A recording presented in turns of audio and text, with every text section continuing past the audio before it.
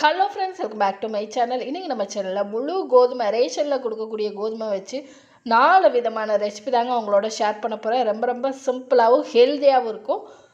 டக்குன்னு 30 நிமிஷத்தில் ஆரோக்கியமான இந்த ரெசிபி செஞ்சிடலாங்க. வாங்க என்ன ரெசிபின்னு வீடியோக்குள்ளே போய் பார்த்துலாம். இந்த ரெசிபி செய்கிறதுக்கு நான் 3 டம்ளர் அளவு முழு கோதுமை ரேஷனில் கிடைக்கக்கூடிய கோதுமை தான் எடுத்திருக்கேன். இந்த கோதுமை மூழ்கிற அளவுக்கு தண்ணி சேர்த்துட்டு நல்லா அழுத்தம் கொடுத்து அழுக்கு போக ஒரு 3லேருந்து 4 தடவை கழுவிட்டு சுத்தமாக தண்ணியே இல்லாமல் இந்த அளவுக்கு வடித்து எடுத்துகிட்டு வந்துடலாம். இது நீங்கள் ஒரு வெள்ளை காட்டன் துணியில் இல்லைன்னா வடிகட்டியில் கூட சேர்த்து நல்லா தண்ணி வடிய வச்சதுக்கப்புறம் ஒரு கடாயில் வெறுங்கடாயில் நம்ம கழுவி எடுத்துகிட்டு வந்து கோதுமையை சேர்த்துடலாங்க. சேர்த்துட்டு மீடியம் ஃப்ளேமில் வச்சுட்டு நல்லா வறுத்து கொடுத்துக்கிடலாம். கொஞ்சம் கூட ஈரப்பதம் இல்லாத அளவுக்கு நல்லா வறுத்து கொடுத்துடலாம். இப்போ பாருங்கள், கோதுமை ஈரப்பதமாக இருக்கையில் ஒன்றோட ஒன்று ஒட்டிக்கிட்டு இருக்கும். ஆனால் நல்லா வறுபட்டதுக்கப்புறம் நல்லா கலகலன்னு இந்த அளவுக்கு ஆயிடுங்க. ஈரப்பதம் இல்லாமல் நீங்கள் ஒன்று எடுத்து சாப்பிடும்போது நல்லா மொறு மொறுன்னு இருக்கணும். அந்த அளவுக்கு கோதுமையை வறுத்து ஆற வச்சு எடுத்துக்கலாம். ஆறுனதுக்கப்புறம் ஒரு ஈரம் இல்லாத மிக்ஸர் ஜாரில் எல்லா கோதுமையும் நம்ம சேர்த்துடலாங்க. சேர்த்துட்டு நம்ம பவுட்ரு பண்ணி எடுத்துகிட்டு வந்துக்கலாம். எந்த அளவுக்கு உங்களால் நைஸாக அரைக்க முடியுமோ அந்த அளவுக்கு நைஸாக அரைச்சி எடுத்துகிட்டு வந்துடலாம். அரைச்சி எடுத்துகிட்டு வந்த கோதுமை மாவை ஒரு சல்லடையில் சேர்த்து நல்லா சலிச்சு எடுத்துக்கிடலாங்க. சல்லடை நல்ல சின்ன கண்ணுள்ள சல்லடையாக இருக்கணும். அந்த சல்லடையில் சேர்த்து நம்ம கோதுமை மாவை சலிச்சு எடுத்துக்கிடலாம். மேலே உள்ள அந்த சல்லடையில் தங்குற திப்பியெல்லாம் மறுபடியும் மிக்ஸர் ஜாரில் போட்டு எல்லா கோதுமையும் எந்த அளவுக்கு முடியுமோ அந்த அளவுக்கு நைஸாக அரைச்சி சலிச்சு நம்ம மாவு ரெடி பண்ணி வச்சுக்கலாங்க. எடுத்திருந்த 3 டம்ளர் அளவு கோதுமையும் நல்லா அரைச்சி மாவரைச்சி ரெடியாக எடுத்து வச்சுக்கிறேங்க. இப்போ இந்த மாவை நம்ம ஒரு டம்ளரில் அளந்து எடுத்துக்கலாம். எனக்கு 1.5 டம்ளர் அளவு மாவு கிடச்சி. இந்த மாவை ஒரு அகலமான பாத்திரத்தில் அளந்து சேர்த்துட்டு கோதுமை மாவுக்கு தேவையான அளவு உப்பு 1/4 டீஸ்பூன் அளவு உப்பு சேர்த்துட்டு இந்த கோதுமை மாவு உப்பும் நல்லா கலந்து வர மாதிரி கைட்ட ஒரு நிமிஷம் நல்லா கலந்து விட்டுக்கலாம். நம்ம கலந்ததுக்கப்புறம் கொதிக்கிற தண்ணி நல்லா சுடுதண்ணி இந்த கோதுமை மாவில் சேர்த்துடலாங்க. இப்போ நான் 1 டம்ளர் அளவு தண்ணி சேர்த்துக்கிறேன். இதை கொஞ்சம் கொஞ்சமாக சேர்த்து கரண்டிகிட்டே நம்ம மிக்ஸ் பண்ணி எடுத்துக்கலாங்க. கொஞ்சம் கொஞ்சமாக சேர்த்து மிக்ஸ் பண்ணி எடுத்துக்கோங்க. ஏன்னா கை வச்சு பிசைய முடியாது, தண்ணி நல்லா சூடாக இருக்குது. அதனால கரண்டி வச்சே கொஞ்சம் கொஞ்சமாக தண்ணி சேர்த்து நல்லா மிக்ஸ் பண்ணி எடுத்துட்டு இப்போ லாஸ்ட்டாக பார்த்தீங்கன்னா ஒரு 1/4 டம்ளர் அளவு தண்ணி சேர்த்துக்கிறேன். சேர்த்துட்டு கரண்டி வச்சு கலந்து கொடுத்துட்டு இந்த சூடு ஆறுற வரைக்கும், அதே சமயத்தில் இந்த கோதுமை மாவு இந்த சுடுதண்ணியிலே நல்லா வெந்து வர வரைக்கும் கொஞ்சம் மூடி போட்டு மூடிடலாங்க. மூடிட்டு நம்ம கை பொறுக்கிற அளவு சூடு வந்ததுக்கப்புறம் ஓப்பன் பண்ணிவிட்டு கைட்ட பிசைஞ்சு கொடுத்துக்கலாம். மாவு பாருங்கள் இன்னும் கொஞ்சம் டைட்டாகவே இருக்குது. இன்னும் இதை விட நம்மளுக்கு லூஸாக வேணும். ரொம்ப லூஸாக இருக்கக்கூடாது, ரொம்பையும் டைட்டாக இருக்கக்கூடாது. கொஞ்சமாக 1/4 டீஸ்பூன் அளவு எண்ணெய் சேர்த்துட்டு இன்னும் கொஞ்சம் 1/4 டம்ளர் அளவு தண்ணி, நல்லா வெதுவெதுப்பான தண்ணி சேர்த்துக்கிடலாங்க. சேர்த்துட்டு மாவெல்லாம் நல்லா ஒன்று சேர்ந்து வர்ற மாதிரி நம்ம பிசைஞ்சு எடுத்துக்கலாம். மாவு ரொம்பையும் தண்ணியாக இருக்கக்கூடாது, ரொம்பையும் கட்டியாக இருக்கக்கூடாது. 1.5 டம்ளர் அளவு கோதுமை மாவுக்கு 1.5 டம்ளர் அளவு தண்ணி கரெக்டாக இருக்கும். பாருங்கள், மாவு இந்த அளவுக்கு தான் இருக்கணும். இப்போ மாவு ரெடி ஆயிடுச்சு. நம்ம இந்த முழு கோதுமையை வறுத்து அரைச்சி இப்போ இடியாப்பம் தாங்க செய்ய போகிறோம். ஒரு 20 நிமிஷம் தான், டக்குன்னு இந்த மாதிரி இடியாப்பம் செஞ்சிடலாங்க. கோதுமை மாவில் செய்யும்போது வளவளப்பாக இருக்கும். ஆனால் நீங்கள் இந்த வறுத்து அரைச்ச கோதுமையில் செஞ்சு பாருங்கள், சாப்பிட்றதுக்கு ரொம்பவே டேஸ்ட்டாக சூப்பராக இருக்கும். இந்த இடியாப்ப குழலில் கொஞ்சம் கூட நான் எண்ணெயே சேர்க்கலை. மாவு பிசையில் லைட்டாக சேர்த்துருந்தேன். அந்த 1/4 டீஸ்பூன் அளவு எண்ணெய் தான். இப்போ கரெக்டாக 3/4 வாசி மட்டும் மாவு ஃபில் பண்ணிவிட்டு நல்லா டைட்டாக மூடிட்டு இட்லி தட்டில் தான் நான் இன்றைக்கி இடியாப்பம் ஊற்றி எடுக்க போகிறேங்க. உங்கள்கிட்ட நீங்கள் இடியாப்ப தட்டு இருந்தாலும் இடியாப்ப தட்டில் ஊற்றிக்கலாம். நூல் மாதிரி இருக்கிற ஹோல்ஸில் தான் நான் இன்றைக்கி இடியாப்பம் புளிகிறேன். பாருங்கள், கடையில் கிடைக்கக்கூடிய நீங்கள் இடியாப்ப தட்டில் ஊற்றுனீங்கன்னா அப்படியே கடையில் கிடைக்கக்கூடிய மாதிரி இருக்குங்க இடியாப்பம். இந்த கோதுமை மாவு இடியாப்பம் பாருங்கள், எல்லா தட்டிலையுமே ஈஸியாக புளிகிற அளவுக்கு தான் இருக்கும். நல்லா கமகமன் வாசனையோடு சாப்பிட்றதுக்கு அவ்வளோ ஒரு டேஸ்ட்டாக இருந்ததுங்க. எல்லா குழியிலையும் இடியாப்பம் புளிஞ்சிட்டு இட்லி பாத்திரத்தில் நல்லா தண்ணி கொதிச்சதுக்கப்புறம் நம்ம புளிஞ்ச இடியாப்பத்தை வச்சுட்டு ஒரு 10லேருந்து ஒரு 12 நிமிஷம் மீடியம் ஃப்ளேமில் வேக வச்சு எடுத்துடலாம். இப்போ மூடி போட்டு மூடிடலாங்க. மூடிட்டு ஒரு 12 நிமிஷம் மீடியம் ஃப்ளேமில் வேக வச்சதுக்கப்புறம் நம்ம ஓப்பன் பண்ணி பார்த்துடலாங்க. பார்க்குறதுக்கே அவ்வளோ அருமையாகவும் கமகமன் மணத்தோட நல்ல லேசான ஒரு லைட்டான ஃபுட்டாக நைட்டு டின்னருக்கு சாப்பிட்ணுன்னு நினச்சிங்கன்னா இந்த முழு கோதுமையில் இடியாப்பம் செஞ்சு சாப்பிட்டு பாருங்கள்.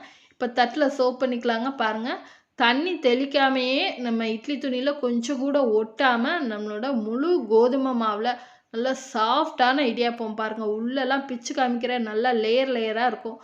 வயசானவங்களுக்குலாம் நைட்டு லைட்டான சாப்பாடு கொடுக்கணும்னு நினச்சிங்கன்னா இந்த முழு கோதுமை இடியாப்பத்தை ட்ரை பண்ணி பாருங்கள். கடலைக்கறி தேங்காய் பாலோட சாப்பிடுங்க, அட்டகாசமான டேஸ்ட்டில் இருக்கும். ஒரு அரிசி கூட சேர்க்காம முழு கோதுமையும் உளுந்தம்பருப்பும் சேர்த்து சூப்பரான இட்லி ஆரோக்கியமாக வாங்க எப்படி பண்ணணும்னு வீடியோக்குள்ளே போய் பார்த்துடலாம். இந்த டிஃபன் செய்கிறதுக்கு 1 டம்ளர் அளவு முழு கோதுமை எடுத்திருக்கேன். ரேஷனில் கொடுக்கக்கூடிய கோதுமை தான் 1 டம்ளர் அளவு கோதுமைக்கு 1/4 டம்ளர் அளவு உளுந்து எடுத்துடுங்க. இப்போ 1/4 டம்ளர் அளவு உளுந்த ஒரு பாத்திரத்தில் சேர்த்துட்டு நல்லா அழுத்தம் கொடுத்து 2லேருந்து 3 தடவை நல்லா கழுவிட்டு நல்லா முங்குற அளவுக்கு 1 டம்ளர் நிறைய தண்ணி சேர்த்துட்டு மூடி போட்டு மூடி ஒரு 2 மணி நேரம் நம்ம ஊற வச்சு எடுத்துக்கலாம். இப்போ 1 டம்ளர் அளவு முழு கோதுமையை நல்லா சுத்தமாக கழுவிட்டு தொடச்சி காய வச்சு வச்சுருக்கேன். நீங்கள் ரேஷனில் கொடுக்கக்கூடிய கோதுமையில் தூசு அழுக்கெல்லாம் இருக்கும். நல்லா புடச்சிட்டு நல்லா க்ளீனாக சுத்தம் பண்ணிவிட்டு 1 டம்ளர் அளவு கோதுமையை நான் வெறுங்கடாயில் சேர்த்துருக்கேன். சேர்த்துட்டு மிதமான சூட்டில் ஒரு 5லேருந்து ஒரு 8 நிமிஷம் நீங்கள் வறுத்து கொடுக்கும்போது கோதுமை பாருங்கள் நல்லா இந்த அளவுக்கு நல்லா வெடிச்சு வரும். இந்த ஸ்டேஜில் அடுப்பை ஆஃப் பண்ணிவிட்டு நம்ம கோதுமையை நல்லா ஆற வச்சு எடுத்துக்கலாங்க. நல்லா வறுபட்டு வெடிச்சு நல்லா ஒரு மணம் வரும். இப்போ கோதுமை நல்லாவே ஆறிடுச்சு. இப்போ ஆறின கோதுமையை ஒரு மிக்ஸர் ஜாரில் சேர்த்துடலாம். நம்ம எல்லா கோதுமையும் சேர்த்துட்டு தண்ணியே சேர்க்க வேணாம். தண்ணி சேர்க்காம ஃபஸ்ட்டு ரவை பக்குவத்துக்கு நம்ம அரைச்சி எடுத்துக்கலாம். நீங்கள் நிறைய குவான்டிட்டி எடுத்தீங்கன்னா நீங்கள் கிரைண்டரில் கூட அரைச்சிக்கலாங்க. ரவை பக்குவத்துக்கு அரைச்சி எடுத்துகிட்டு வந்த அந்த கோதுமை கூடையும் உளுந்து ஊற வச்ச தண்ணி கொஞ்சம் கொஞ்சமாக தேவைப்படுற அளவு சேர்த்துட்டு நல்லா நைஸாக அரைச்சி எடுத்துகிட்டு வந்துக்கலாம். ரொம்ப நைஸாக அரைக்க முடியாது, ரவை மாதிரி தான் இருக்கும். இப்போ அரைச்சி எடுத்துகிட்டு வந்ததை ஒரு பாத்திரத்தில் சேர்த்துட்டு அதே மிக்ஸர் ஜாரில் 2 மணி நேரம் ஊற வச்சுருந்த உளுந்து சேர்த்துக்கலாம். உளுந்து ஊறின தண்ணியோடு அப்படியே நம்ம சேர்த்துடலாங்க. சேர்த்துட்டு நல்லா நைஸாக இந்த உளுந்தை நம்ம அரைச்சி எடுத்துகிட்டு வந்துக்கலாம். எந்த அளவுக்கு நைஸாக உளுந்து நல்லாவே அரைப்படும். அதனால் நைஸாக நம்ம அரைச்சி நம்ம கோதுமை கூடவே கோதுமை மாவு அரைச்சி வச்சுருந்தோம் இல்லையா, அந்த மாவு கூடையும் இந்த உளுந்த மாவை சேர்த்துடலாம். இப்போ உளுந்த மாவு அரைச்ச மிக்ஸர் ஜார்லேயே கொஞ்சமாக தண்ணி சேர்த்து நம்ம இந்த மாவு கூடவே சேர்த்துடலாங்க. ரொம்ப தண்ணி சேர்த்துற வேணாம், அளவாக கொஞ்சமாக தண்ணி சேர்த்துக்கோங்க. மாவு ரொம்பையும் தண்ணியாக இருக்கக்கூடாது, ரொம்பையும் கட்டியாக இருக்கக்கூடாது. இட்லி மாவு பக்குவத்துக்கு தான் நம்ம மாவு ரெடி பண்ணி எடுத்துக்கிடணும். இப்போ 2 மாவையும் பாருங்கள் நல்லா கலந்து விட்டாச்சு. இந்த உளுந்த மாவும் கோதுமை மாவும் நல்லா மிக்ஸ் பண்ணி வர மாதிரி கலந்து கொடுத்துட்டு மூடி போட்டு மூடி ஒரு 6லேருந்து 8 மணி நேரம் நம்ம புளிக்க வச்சு எடுத்துக்கலாங்க. ஒரு 6 மணி நேரம் ஆயிடுச்சு. இப்போ மாவை நம்ம ஓப்பன் பண்ணிடலாம். மாவு லைட்டாக நல்லா புளிச்சு வந்திருக்கும். இந்த புளிச்ச மாவில் நம்ம கொஞ்சமாக இது வரைக்கும் உப்பே சேர்க்கலை, 1/4 டீஸ்பூன் அளவு உப்பு சேர்த்துட்டு நல்லா பொங்கி வந்த மாவையும் நல்லா கலந்து கொடுத்துடலாம். ஒரு 2லேருந்து 3 நிமிஷம் நல்லா கலந்து கொடுத்துட்டு இட்லி தட்டில் நம்ம மாவை இப்போ ஊற்றிடலாங்க. கோதுமை இட்லி தான் நம்ம இன்றைக்கி ரெடி பண்ண போகிறேன். நான் ரெடி பண்ண போகிறேன் நல்லா ஹெல்த்தியாக ஆரோக்கியமாக. எல்லா குழியிலையும் இட்லி ஊற்றிட்டு நல்லா தண்ணி இந்த மாதிரி கொதிச்சு வர்ற ஸ்டேஜில் நம்ம ஊற்றின இட்லியை வச்சுட்டு மூடி போட்டு மூடி ஒரு 8லேருந்து 10 நிமிஷம் மீடியம் ஃப்ளேமில் வேக வச்சு எடுத்துடலாங்க. இப்போ கரெக்டாக ஒரு 10 நிமிஷம் ஆயிடுச்சு. நம்ம மூடியை ஓப்பன் பண்ணி பார்த்துடலாம். ஓப்பன் பண்ணிவிட்டு ஒரு கரண்டியை தண்ணியில் லைட்டாக நனைச்சிட்டு இட்லியில் பார்த்திங்கன்னா ஒரு ஓரமாக நீங்கள் எல்லாம் நடுவில் குத்தி பாருங்கள். கரண்டியில் இட்லி ஒட்டாமல் இருந்துச்சுன்னா நல்லா வெந்துருச்சு. 10 நிமிஷம் தான். எப்பயும் போல் நம்ம இட்லிக்கு எந்த அளவு வேக விடுவோமோ அதே அளவு தான் இந்த கோதுமை இட்லிக்கும் டைம் எடுக்கும். இப்போ நம்ம தட்டில் மாற்றிட்டு இந்த வெள்ளை துணி மேலே லைட்டாக தண்ணி தொளிச்சிட்டு நம்ம துணியை எடுத்தோன்னா சூப்பராக பாருங்கள் முழு ரேஷன் கோதுமையில் செய்த கோதுமை இட்லி நல்லா ஸ்பாஞ்சியாக உள்ளெல்லாம் நல்லா சாஃப்டாக இருக்கும். நல்லா கார சட்னியோட சாப்பிட்டு பாருங்க, அட்டகாசமான டேஸ்ட்டில் இருக்குங்க. நான் இன்னைக்கு சாம்பாரோட சர்வ் பண்ணியிருக்கேன். ரேஷனில் கொடுக்கக்கூடிய முழு கோதுமை 1 கப் அளவும் 1/4 கப் அளவு அரிசி, ரேஷன் அரிசி புழுங்கல் அரிசி எதுவாக இருந்தாலும் சரி 1/4 கப்லேருந்து 1/2 கப் அளவு அரிசி சேர்த்து 20 நிமிஷத்தில் சூப்பரான தோசை. ரேஷன் கோதுமை முழு கோதுமையை கல் தூசு மண் எதுவுமே இல்லாமல் புடைச்சிட்டு 1 கப் அளவு எடுத்துருக்கேன். 1/2 கப் இல்லை 1/4 கப் அளவு அரிசியும் எடுத்துட்டு 2லேருந்து 3 நிமிஷம் ரெண்டையும் ஒன்றாவே சேர்த்து வறுத்துட்டு நம்ம ஆற வச்சு எடுத்துக்கலாம். ரெண்டுமே ஆறுறதுக்குள்ளே நம்ம இப்போ ஒரு சட்னி ரெடி பண்ணிக்கலாங்க. சிம்பிளான சட்னி தான், தேங்காய் சட்னி. 1/2 கப் அளவு தேங்காய் சேர்த்துட்டுக்கிறேன். 2 பச்சை மிளகா, சின்ன பூண்டாக இருக்கிறதுனால நான் 10 பல் அளவு பூண்டு சேர்த்துக்கிறேன். ஒரே 1 ஸ்பூன் மட்டும் பொரிக்கடலை சேர்த்துருக்கேன். 1/4 டீஸ்பூனுக்கு கம்மியாக உப்பு சேர்த்துருக்கிறேன். நீங்கள் இதில் தேவைப்பட்டால் இஞ்சி புளி எதுனாலும் சேர்த்துக்கலாம். சேர்த்துட்டு தண்ணி கொஞ்சம் 1 ஸ்பூன்லேருந்து 2 ஸ்பூன் அளவு சேர்த்துட்டு முக்கால் பதம், ரொம்ப நைஸாக அரைச்சிடாமல் முக்கால் பதம் அரைச்சி எடுத்துகிட்டு வந்தாச்சு. அரைச்சி எடுத்துகிட்டு வந்ததுக்கு நம்ம இப்போ சட்னிக்கு தாளிப்பு கொடுத்துடலாங்க. எண்ணெய் சேர்த்து கடுகு வெடித்து சின்ன வெங்காயம் நல்லா கலர் மாறி இந்த அளவுக்கு கலர் மாறினதுக்கப்புறம் கருவேப்பிலை சேர்த்துட்டு நம்ம அரைச்சி வச்சுருந்த சட்னியும் சேர்த்துடலாம். தேவையான அளவு தண்ணி சேர்த்துட்டு நம்ம கலந்து விட்டுட்டா சூப்பரான சட்னி ரெடி ஆகிடுங்க. உங்களுக்கு தண்ணியாக தேவைப்பட்டதுன்னா எக்ஸ்ட்ரா தண்ணி சேர்த்து கூட நீங்கள் தண்ணி சட்னி மாதிரி சாப்பிட்லாம். இல்லை கட்டியாக சட்னி வேணும்னாலும் தண்ணி சேர்க்காம நல்லா கட்டியாக வச்சு சாப்பிட்டுக்கலாம். அவ்வளோதான், சட்னி ரெடி பண்ணியாச்சு. இப்போ அரிசியும் கோதுமையும் நல்லாவே ஆறி வந்துட்டுக்கும். அதை ஒரு பாத்திரத்தில் மாற்றிடலாம். மாற்றிட்டு தண்ணி சேர்த்து 3லேருந்து 4 தடவை நல்லா அலசி எடுத்துக்கோங்க. நல்லா கோதுமையும் அரிசியையும் கைட்ட நல்லா அழுத்தம் கொடுத்து 3லேருந்து 4 தடவை அந்த அளவுக்கு நல்லா அலசி தண்ணியை வடித்து எடுத்துகிட்டு வந்துக்கோங்க. கழுவி எடுத்துகிட்டு வந்த அரிசியும் கோதுமையும் மிக்ஸி ஜாரில் சேர்த்துடலாங்க. தண்ணியை வடிச்சிட்டு சேர்த்துக்கிடலாம். இதில் இன்னும் உங்களுக்கு காரசாரமாக நீங்கள் சாப்பிட்ணுன்னு நினச்சிங்கன்னா இஞ்சி வரமிளகா சேர்த்துக்கலாம். ஜீரகம் சேர்த்து அரைச்சி எடுத்துக்கிடலாம். நான் அது எதுவுமே சேர்க்காம 1/4 டீஸ்பூன் அளவு உப்பு சேர்த்துட்டு தண்ணியும் சேர்த்துட்டு நைஸாக அரைச்சி எடுத்துகிட்டு வந்துக்கிறேன். உங்களுக்கு மாவு தண்ணியாக தேவைப்பட்டதுன்னா எக்ஸ்ட்ரானு கூட நீங்கள் தண்ணி சேர்த்துக்கலாம். இல்லை மாவு உங்களுக்கு திக்னஸாக கட்டியாக வேணும்னாலும் நீங்கள் அளவாக தண்ணி ஊற்றி மாவை கரெக்டான பக்குவத்தில் கரைச்சி எடுத்துக்கிடலாம். இந்த ஸ்டேஜில் நான் கொஞ்சமாக சீரகம் சேர்த்துருக்கேன். சேர்த்துட்டு நல்லா மிக்ஸ் பண்ணி விட்டுக்கலாம். ஏற்கனவே உப்பு சேர்த்தாச்சு, வேறு எதுவும் சேர்க்க வேணாம். சீரகம் மட்டும் நான் சேர்த்து நல்லா கலந்து விட்டுட்டு தோசைக்கல்ல லைட்டாக எண்ணெய் தடவிட்டு கரைச்சி வச்சுருந்த மாவை நான் ஊற்றிக்கிறேங்க. நான் தண்ணியாகவும் கரைச்சிருக்கேன், கொஞ்சம் திக்னஸாகவும் கரைச்சிருக்கேன். இப்போ தண்ணியாக கரைச்ச மாவுலேருந்து ஒரு தோசை நான் உங்களுக்கு ஊற்றி காமிக்கிறேன் பாருங்கள். 1 கரண்டி அளவு மாவு எடுத்து இந்த மாதிரி தோசைக்கல்ல அங்கங்கே கேப் இருக்கிற இடத்துல ஃபில் பண்ணிவிட்டு இந்த மாவு மேலேயும் நம்ம தேவைப்பட்டால் வெங்காயம், கேரட்டு, கொத்தமல்லி தழை, தோசையை சுற்றிலும் 1/4 டீஸ்பூனுக்கும் கம்மியாக எண்ணெய் சேர்த்துட்டு நம்ம சேர்த்துருந்த அந்த வெங்காயம் கேரட்டு எல்லாம் உதிராமல் இருக்கிறதுக்காண்டி கரண்டி வச்சு லைட்டாக அழுத்தம் கொடுத்துடலாம். அழுத்தம் கொடுத்து 2 நிமிஷம் வெந்ததுக்கப்புறம் சுற்றி நம்ம தோசையை எடுத்து விட்டுட்டு திருப்பி போட்டுடலாங்க. திருப்பி போட்டும் ஒரு 2 நிமிஷம் நம்ம வேக வச்சு எடுத்துடலாம். ஓரங்களில் லைட்டாக இந்த மாதிரி கருகி வரும், அந்த பக்குவத்தில் நம்ம எடுத்துடலாம். பாருங்கள், தோசை லைட்டாக அங்கங்கே பார்த்திங்கன்னா கருகி வந்திருக்கு பார்த்திங்களா, இதுதான் கரெக்டான பக்குவம். இந்த பக்குவத்தில் நம்ம எடுத்துடலாம். தண்ணி அதிகமாக சேர்க்காத மாவுலையும் நான் உங்களுக்கு தோசை ஊற்றி காமிக்கிறேன் பாருங்கள்.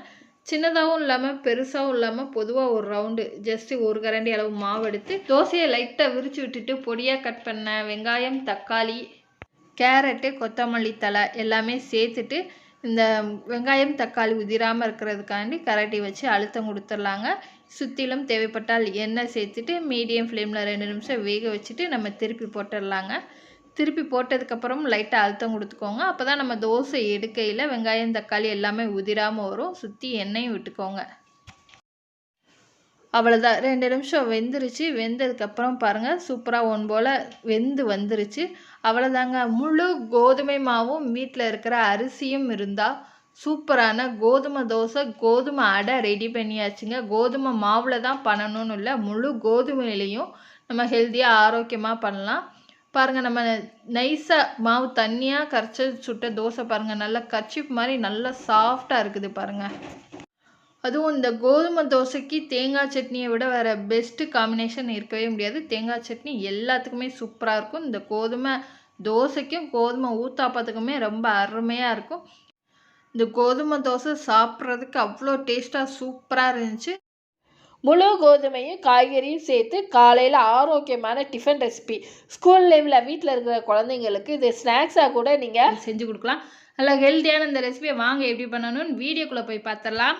டிஃபன் செய்கிறதுக்கு 1 டம்ளர் அளவு ரேஷன் கோதுமை தான் எடுத்திருக்கேன். இதில் அதிகமாக அழுக்கு இருக்கும், தூசி இருக்கும், எல்லாத்தையுமே க்ளீன் பண்ணிவிட்டு நல்லா கழுவி வெள்ளை காட்டன் துணியில் தொடச்சி 1 டம்ளர் அளவு எடுத்திருக்கேன். இந்த 1 டம்ளர் அளவு கோதுமையை வெறுங்கடாயில் எண்ணெய் எதுவுமே சேர்க்காம வெறுங்கடாயில் ஒரு 5லேருந்து 8 நிமிஷம் மீடியம் ஃப்ளேமில் வறுத்து கொடுத்துக்கோங்க. பாருங்கள், வறுத்ததுக்கப்புறம் இந்த மாதிரி வெடிச்சு வரும். இந்த மாதிரி வெடிச்சு வர்ற ஸ்டேஜில் அடுப்பை ஆஃப் பண்ணிவிட்டு ஒரு 2 நிமிஷம் விடுங்க. எல்லாமே ஒன்று போல் நல்லா பொரிஞ்சு வந்ததுக்கப்புறம் நல்லா ஆற வச்சிடலாம். இப்போ கோதுமை பாருங்கள் நல்லா ஆறி வந்துடுச்சு. இந்த ஆறின கோதுமையை ஒரு மிக்ஸி ஜாரில் நம்ம சேர்த்துடலாங்க. மிக்ஸி ஜாரில் கொஞ்சம் கூட தண்ணியே இருக்கக்கூடாது. நம்ம நெருன்னு இந்த ரவா பக்குவத்துக்கு தான் அரைக்கணும். ரொம்ப மாவாகவும் அரைச்சிடக்கூடாது, ரொம்ப கொரன்னு அரைச்சிடக்கூடாது. நல்லா அந்த ரவை பக்குவத்துக்கு நம்ம அரைச்சி எடுத்துகிட்டு வந்துடலாம். இந்த அளவுக்கு அரைச்சி எடுத்துகிட்டு வந்த மாவை ஒரு வெள்ளை காட்டன் துணியில் நம்ம சேர்த்துடலாங்க. வெள்ளை காட்டன் துணியில் சேர்த்துட்டு ஓரங்களில் உள்ள துணியெல்லாம் நம்ம இந்த மாதிரி மடித்து விட்டுட்டு ஒரு இட்லி பாத்திரத்தில் தண்ணி சேர்த்துட்டு தண்ணி நல்லா கொதிச்சு வர்ற பக்குவத்தில் நம்ம இட்லி தட்டை நான் மாற்றி போட்டிருக்கேன். மாற்றி போட்டு நம்ம ரெடி பண்ண பொட்டலத்தை அந்த வறுத்து அரைச்ச கோதுமை மாவை ஒரு பொட்டலை மாதிரி ரெடி பண்ணோம் இல்லையா, அதை இந்த இட்லி பாத்திரத்தில் வச்சுட்டு மூடி ஒரு 10 நிமிஷம் நம்ம மீடியம் ஃப்ளேமில் வேக வச்சு எடுத்துக்கலாம். இப்போ ஒரு 10 நிமிஷம் கழித்து நம்ம ஓப்பன் பண்ணி பார்த்துடலாம். இந்த மாவு வெந்துருச்சா என்னன்னு பார்க்குறதுக்கு பதம்லாம் எதுவும் கிடையாது. மாவு நல்லா வெந்து நல்லா கட்டி கட்டியாக எடுக்கும். அதுதான் பார்த்திங்கன்னா மாவு நல்லா வெந்துருச்சுன்னு அர்த்தம். உங்களுக்கு உடைக்கும் போது பாருங்கள், நல்லா மாவு உடைக்கிற பக்குவத்தில் கட்டி கட்டியாக இருக்குது. இந்த ஸ்டேஜில் மாவை நம்ம ஒரு தட்டில் மாற்றிக்கிடலாம். கட்டி கட்டியாக இருக்கிற மாவெல்லாம் அப்படியே கைட்டே உதுத்து விட்டுடலாம். நல்லா ஒன்றோட எல்லாமே நல்லா உதுத்து விட்டு நம்ம ரெடியாக வச்சுக்கலாம். இப்போ ஒரு கடாயில் 1 ஸ்பூன் அளவு எண்ணெய் சேர்த்துட்டு 1/4 டீஸ்பூன் அளவு கடுகு நல்லா வெடித்த உடனே ஒரு 10 போல் சின்ன வெங்காயத்தை 2 கட் பண்ணி நம்ம சேர்த்துட்டு 1 நிமிஷம் மட்டும் வதக்கி கொடுத்துக்கலாம். வதக்குனதுக்கப்புறம் உங்கள் காரத்துக்கு தகுந்த மாதிரி பச்சை மிளகாவோ வரமிளகாவோ சேர்த்துட்டு இந்த வரமிளகாவை நல்லா வதக்கி கொடுத்துட்டு நல்லா வதங்கினதுக்கப்புறம் வெங்காயம் நல்லா கலர் மாதிரி வதங்கினதுக்கப்புறம் கேரட்டு பீன்ஸ் கட் பண்ணி வச்சுருக்க கேரட் பீன்ஸ் சேர்த்துக்கலாம். உங்ககிட்ட பட்டாணி இருந்தால் பட்டாணி உருளைக்கிழங்கு கூட நல்லா சேர்த்துட்டு இந்த எண்ணெயிலேயும் இந்த கேரட் பீன்ஸு ஒரு 2 நிமிஷம் மட்டும் வேக வச்சு எடுத்துக்கலாம். நல்லா வெந்ததுக்கப்புறம் ஒரு கொத்தளவு கருவேப்பிலை, 1 டம்ளர் அளவு கோதுமைக்கு நான் ஒரே 1 டம்ளர் அளவு தான் தண்ணி சேர்த்துருக்கேன். வறுத்த மாவு கூட நம்ம தண்ணி சேர்த்து நம்ம ஆவியில் வேக வைக்கும்போது ஒன்றோட ஒன்று மாவு வந்து ஒட்டி இருக்கும். அதனால் நீங்கள் தண்ணி சேர்க்காமல் வேக வச்சுட்டு இந்த மாதிரி நீங்கள் ஒரே ஒரு டம்ளர், ஏன்னா ஆவியில் நல்லாவே வெந்துருச்சு கோதுமை மாவு, அதனால் அதிகமாக தண்ணி சேர்த்துறாம ஒரே ஒரு டம்ளர் அளவு மட்டும் தண்ணி சேர்த்துட்டு 1/4 டீஸ்பூன் அளவு உப்பும் சேர்த்துட்டு இந்த காய்கறி வேகிற அளவுக்கு மட்டும் 5 நிமிஷம் மூடி நம்ம வேக வச்சு எடுத்துக்கலாம். ஒரு 5 நிமிஷம் கழிச்சு ஓப்பன் பண்ணி பார்த்துட்டு காய் வெந்துருச்சா நம்ம பார்த்துடலாம். கேரட் நல்லாவே வெந்துருச்சு. வெந்ததுக்கப்புறம் நம்ம வறுத்து அரைச்ச கோதுமை மாவை இது கூடவே சேர்த்துடலாம். இந்த காய்கறி தண்ணி கூடவே சேர்த்துட்டு 2 நிமிஷம் தான் நம்ம சேர்த்துருந்த தண்ணியை இந்த கோதுமை மாவு நல்லா உள்ளே இழுத்து உதிரியாக சீக்கிரமே வெந்து வந்துடும். கட்டி கட்டியாக இருந்துச்சுன்னா கரண்டி வச்சு இந்த மாதிரி அழுத்தம் கொடுத்து நம்ம உதுத்து விட்டுக்கிடலாம். 5 நிமிஷம் இந்த மாதிரி கரண்டி வச்சு நல்லா அழுத்தம் கொடுத்து உதுத்து விட்டதுக்கப்புறம் சூப்பராக பாருங்கள், நல்லா பொலபலன்னு உதிரி ஆனதுக்கப்புறம் அடுப்பை ஆஃப் பண்ணிட்டு ஒரு 2 நிமிஷம் நம்ம மூடி அப்படியே விட்டுடலாம். ஒரு 2 நிமிஷத்துக்கு அப்புறம் ஓப்பன் பண்ணி பார்த்துட்டு நல்லா மிக்ஸ் பண்ணி விட்டுட்டு அவ்வளோதான், தட்டில் சர்வ் பண்ணிடலாம். தட்டில் சர்வ் பண்ணிட்டா சூப்பராக பார்த்திங்கன்னா முழு கோதுமையில் அரிசி சேர்க்காம காய்கறி சேர்த்து வெஜிடபிள் உப்புமா ரெடி ஆயிடுச்சுங்க. உப்புமா பாருங்கள் நல்லா சாஃப்டாக உதிரியாக சூப்பராக இருக்கும். வறுத்து அரைச்சி செஞ்சதுனால நல்ல மணமாகவும் வாசமாகவும் இருக்கும். ஒரு தடவை செஞ்சுட்டிங்கன்னா திருப்பி விடவே மாட்டேங்க இந்த டேஸ்ட்டை. காலை மாலை டிஃபனாக சாப்பிடலாம், ஈவினிங் ஸ்நாக்ஸாக கூட நீங்கள் குழந்தைங்களுக்கு செஞ்சு கொடுக்கலாங்க. நல்லா ஹெல்த்தியாக ஆரோக்கியமான